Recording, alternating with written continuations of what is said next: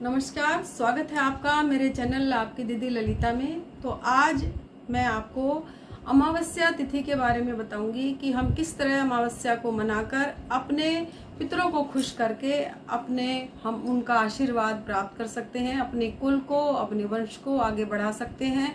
अपने ऊपर कोई भी ग्रह बाधा यदि है तो उसे किस तरह से हटा सकते हैं, केवल मात्र एक अपने पितरों को खुश करके। तो चलिए चर्चा को शुरू करती हूँ। तो मैं आपको बता रही हूँ कि 16 अगस्त 2023 दिन बुधवार को अमावस्या तिथि इस बार पड़ रही है।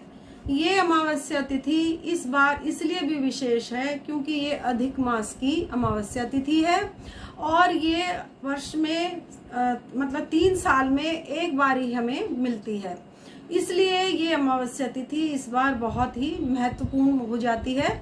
तो हम अपने पितरों को खुश करके हम उनका आशीर्वाद प्राप्त कर सकते हैं।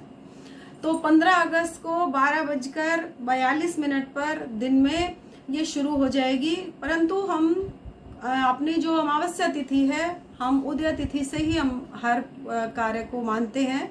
हम जो भी सूर्य उदय के समय जो तिथि होती है हम उस पर उसे ज़्यादा अच्छी और शुभ माना जाता है। तो इसीलिए हम 16 अगस्त को अमावस्या मनाएंगे। तो अमावस्या तिथि में मैं आपको एक दिन पहले ही बताऊंगी कि उसमें हम क्या क्या तैयारी एक दिन पहले से ही करें, जिससे अगले दिन हमें किसी भी तरह की कोई परेशानी ना हो। तो अमावस्या को से एक दिन पहले 15 अगस्त के दिन शाम के समय आप अपने जब आपका रात का खाना वाना बन जाए तो आप अपनी गैस को साफ कर लीजिए। उसके बाद उस पर कुछ ना बने उसको साफ कर लीजिए, उस पर थोड़ा सा गंगा जल का छींटा मार के और आप अपने गैस को, रसोई को बिल्कुल साफ सुथरी कर लीजिए। यदि ये काम आप रात को ना हो पाए तो आप सुबह भी इसी तरह से इसी दौरान ये काम इसी तरीके से आप कर सकते हैं। सुबह भी आप अपनी गैस को साफ कर लीजिए और अपने किचन को, अपने घर को साफ सुथरा करके आप तैयारी कीजिए अमावस्या की। तो उस दिन स्त्रियां सिर नहीं धोती और ना ही हम अपने जो कपड़े होते हैं, हम पितरों को तर्पण देने से पहले हम अपने कपड़ों को भी नहीं धोते और ना ही हमें सर धोना चाहिए और ना ही हमें कंघी करनी चाहिए। अगर हम कहीं जैसे बाहर वगैरह भी जा रहे हैं तो उस समय ये कोशिश करें कि पितरों को तर्पण देने से पहले ही हम देने के बाद हम बाहर निकलें, उससे पहले ना जाएं, क्योंकि पितरों को पीठ दिखाकर जाना अच्छा नहीं माना जाता। तो यदि बच्चे भी अगर स्कूल जा रहे हैं या पति ऑफिस जा रहे हैं या कोई बच्चा बाहर जा रहा है तो आप कोशिश करें उस दिन जल्दी उठ जाएं और पितरों को तर्पण देने के बाद ही आप उस बच्चे को या बच्चों को, पति को आप भेजें। तो इसमें क्या होता है कि सबसे पहले जैसे आपने घर को साफ कर लिया, फिर आप स्नान आदि, शौच आदि से निवृत्त होकर फिर आप हल्के मतलब पीले, नीले काले वस्त्र ना पहने, हल्के रंग के जैसे पीले पहन लें। थोड़े चटकदार कलर नहीं पहने जाते क्योंकि इस दिन हमारे पितरों का दिन होता है ये।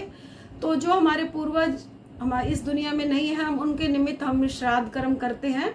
तो इसलिए कोशिश करें कि थोड़ा सा हल्के रंग के कपड़े पहने और पीले रंग के पहन लें, उसमें कोई दोष नहीं है। आप इस तरह से कपड़े पहने, उसके बाद में फिर आप पंडित के लिए खाना बनाएं, क्योंकि इस दिन जो हमारे पितृ हैं ये अपने पितृलोक से धरती पर आते हैं अपने परिवारजनों से मिलने। और जब हम उनका अच्छे से तर्पण करते हैं, मतलब खाना हम उनके लिए परोसते हैं, देते हैं पंडित के रूप में, पंडित को बुलाते हैं खाने के लिए, तो हमारे जो पितृ हैं ये देखकर बड़े खुश होते हैं क्योंकि वो खाना हमारे पितरों को जाता है। तो यदि आप हर दिन ब्राह्मण को हर अमावस्या पर बुला रहे हैं तो बहुत ही अच्छा है। यदि नहीं बुला रहे तो आप क्या कीजिए, आप तवा, चिमटा और अपना चकला, बेलन ये सब साफ कर लीजिए। शुद्ध आटा गूंदिए, आप चावल की खीर बनाइए, खीर में थोड़ा केसर डाल दीजिए। केसर डालने के बाद में आप उसमें, जैसे आपके पूर्वज ज़्यादा मीठे खीर खाते थे तो ज़्यादा मीठा डाल दीजिए, कम खाते थे या मीडियम खाते थे तो उसी हिसाब से आप खीर बनाइए। फिर यदि ब्राह्मण को बुला रहे हैं तो पूरा भोजन वैसा ही बनाइए जो उनको, जो आपके पूर्वज थे उनको पसंद है उस तरह का खाना बनाइए, लेकिन खीर अवश्य ही बनेगी अमावस्या के दिन। तो आप जैसे पंडित को नहीं बुला रहे हैं तो गाय के लिए भी आप 2 रोटी बनाइए। उसके ऊपर आप जैसे खीर आपकी बन गई तो खीर को आप उन 2 रोटियों पर ही थोड़ा थोड़ा खीर को रख दीजिए। और फिर एक शुद्ध जल का लोटा, आप सुबह जो ताज़ा पानी आता है, आजकल कुएं वगैरह तो नहीं है, जो नल में पानी आता है, जो गांव में है उनके लिए तो अच्छा है, वो कुएं से भर के ला सकती हैं। लेकिन जो दिल्ली में रह रहे हैं या जो शहरों में रह रहे हैं उनके लिए तो नल से जो पानी आता है उसी से हम लोगों को ये सब काम करने पड़ते हैं। तो आप जब सुबह पानी आता है तो उसको, जो आपका पानी भरने का बर्तन है, उसको अच्छी तरह से साफ स्वच्छ तरीके से मांज लीजिए, फिर उसे भर लीजिए। और उसको भरने के बाद में आप 1 लोटा जल अपने पितरों के लिए जो आप तर्पण करेंगे उसके लिए निकाल लीजिए। तो जो हम पितरों के लिए तर्पण करेंगे वो हम कभी भी अपनी पूजा घर में नहीं करते, उसे हम रसोई में ही करते हैं, इसलिए रसोई को शुद्ध किया जाता है।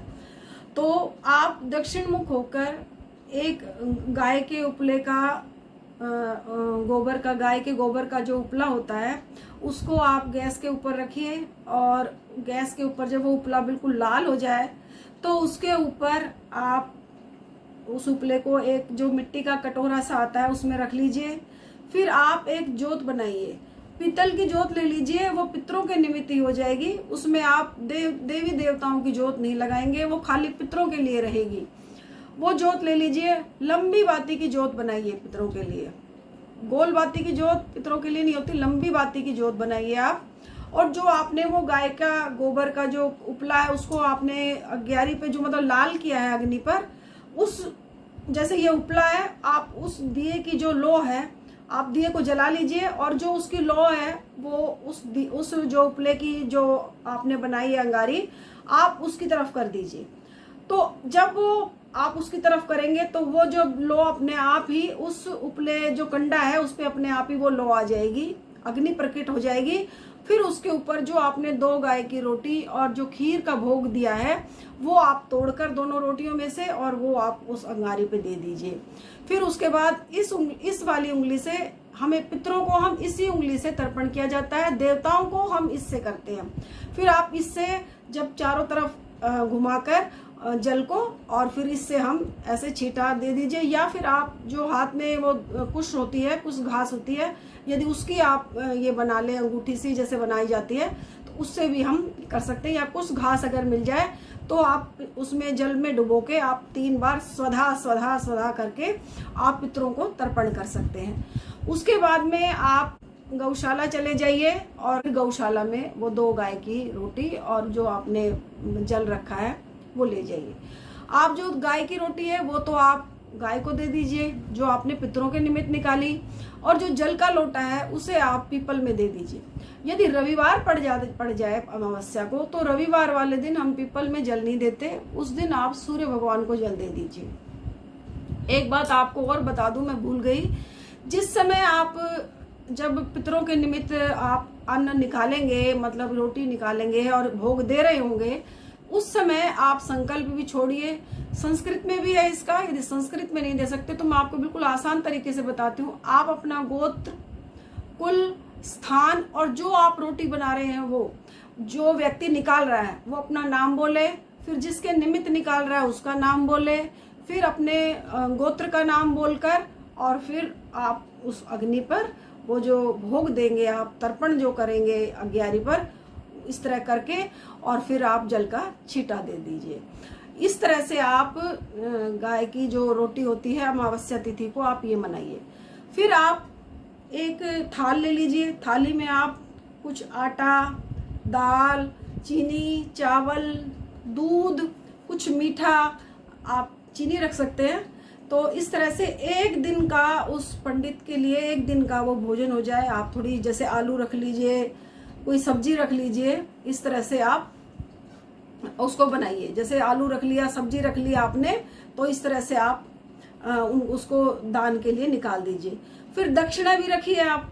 यदि आप वस्त्र दान कर रहे हैं तो वस्त्र भी जिस तरह से वस्त्र, जैसे मान लीजिए स्त्री है कोई, आपकी कोई मतलब जैसे पूर्वज स्त्री है, तो आप अमावस्या वाले दिन पुरुष और स्त्री दोनों का ही आप निकालेंगे। जैसे पुरुष रूप में तो आप जैसे सफेद चद्दर आपने निकाल दी, क्योंकि पितरों को सफेद ही जाता है, और स्त्री रूप में है तो स्त्री के लिए आप साड़ी अगर सुहागिन है तो आप वैसे निकाल दीजिए लाल रंग की, नहीं तो पितरों के निमित्त आप ऐसा कीजिए पीले रंग की साड़ी, ब्लाउज और पेटीकोट सब निकाल के आप हाथ जोड़कर और दक्षिणा रख के हाथ जोड़ लीजिए और अपने पितरों से क्षमा याचना कीजिए कि यदि हमसे आपके जीवन काल में कोई भूल हो गई हो तो हमें क्षमा करें, हमारे ऊपर प्रसन्न रहें। तो इस तरह से आप अपने पितरों के निमित्त ये सब निकाल सकते हैं। और उसके बाद आप फिर गौशाला में चारा भी डाल सकते हैं, गाय के लिए चारा डाल दीजिए। तो चींटियां हैं, कबूतर हैं, इनके लिए आप जैसे गेहूं का या 7 अनाज इकट्ठा करके उनके निमित्त आप उनके लिए भी अनाज कुछ डाल सकते हैं। उसके बाद में फिर आप अपने घर आ जाइए। घर आने के बाद में फिर आप अपना जो भी आपकी दिनचर्या है, जैसे ऑफिस जाना है तो ऑफिस जाइए, बच्चों को स्कूल छोड़ना है स्कूल छोड़ दीजिए। तो इस तरह से आप अमावस्या तिथि को मनाइए। यदि आप तीर्थ स्थान पर भी जा रहे हैं, जैसे कई लोग अमावस्या पे तीर्थ पे जाते हैं, तो तीर्थ स्थान पर भी जा रहे हैं तो तीर्थ पे भी जाए तो वहाँ भी स्नान दान का बहुत नियम है। तो वहाँ पर भी यदि कोई भूखा मिलता है तो आप भूखे को भोजन दे दीजिए, किसी के पास वस्त्र नहीं है तो वस्त्र दे दीजिए। इस तरह से आप पुण्य कमा सकते हैं। तो आप इस तरह से अपनी जो अमावस्या तिथि को इसी तरह लाभदायक बनाइए और अपने पूर्वजों का आशीर्वाद प्राप्त कीजिए। तो एक चीज़ मैं और बता दूं कि जो अमावस्या तिथि में जो भी हम अन्न वगैरह निकालते हैं तो स्त्रियां सिर्फ खाना बनाएं पूर्वजों के लिए और उनके जो पति हैं वो अग्यारी पर भोग दें, क्योंकि जो उनका वंश कुल है वो उनका मतलब पुरुषों के लिए पुरुष ही उस पर अग्यारी जो मैंने आपको बताई थी गाय के उपले की, उसके ऊपर भोग देने के लिए या गाय को अगर रोटी देने के लिए जा रहे हैं तो पुरुष भाई जाएं, स्त्रियां केवल भोजन बनाएं। उसके बाद आरती जब आप जोत लगाएं तो दोनों जने हाथ, जो भी आपका परिवार है, आप पति पत्नी और आपका परिवार सब मिलकर हाथ जोड़ें और अपनी क्षमा याचना करें। तो इस तरह से आप अमावस्या तिथि को मनाइए और अपने अमावस्या तिथि को मनाकर अपने कुल परंपरा को वंश वृद्धि को आगे बढ़ाइए और अपने क्षमा याचना कीजिए। आपकी जो ग्रह बाधा है सब दूर हो जाएंगी इस तरह से यदि आप मनाएंगे अमावस्या तिथि को। तो आज के लिए इतना ही, कल फिर मिलती हूँ एक अच्छी सी वीडियो के साथ। तब तक के लिए नमस्कार, जय माता की, हर हर महादेव। मेरी तरफ से आप सभी को स्वतंत्रता दिवस की हार्दिक शुभकामनाएं। जय हिंद। लाइक करें हमारी वीडियो को, कमेंट बॉक्स में लिखकर हमें जरूर बताएं कि आपको ये वाली वीडियो कैसी लगी। साथ ही साथ सब्सक्राइब बटन पे क्लिक जरूर करें और बेल आइकन को क्लिक करना ना भूलें, जिससे आपके पास हमारी वीडियोस जल्द से जल्द पहुंचेंगी। जय माता दी।